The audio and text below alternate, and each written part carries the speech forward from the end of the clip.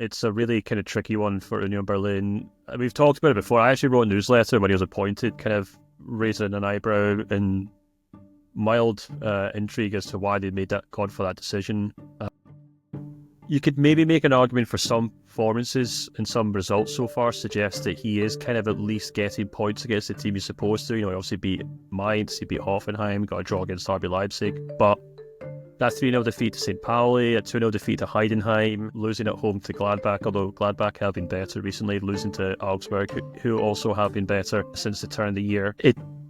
I don't know, I think we might be in a really tricky position for Union Berlin, and there's really big storm clouds on the horizon for them, I think, because look, a result against Dortmund at the Westfalenstadion was never going to be the kind of games that he was hired to win, so we can't really judge too much on that performance. But if you actually look at their form or their fixtures coming up, it's really worrying for Union Berlin.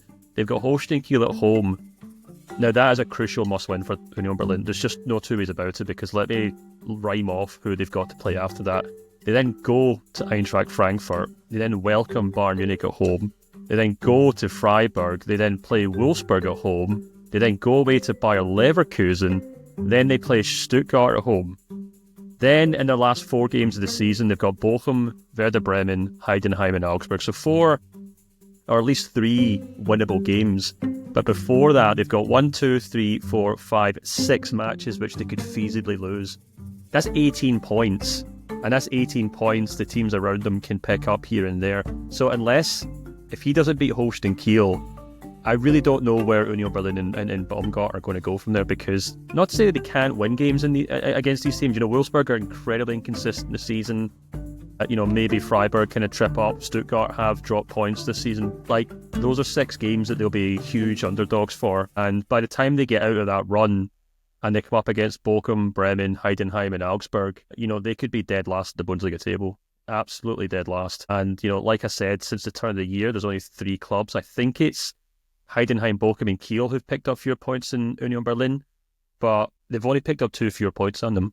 So, I know they're 9 points technically off the relegation zone, but a lot can change in that time. Bochum have only lost 2 of the last 5 games. Heidenheim could have beaten RB Leipzig this weekend, and they might take an uptick in form now that they're out of Europe.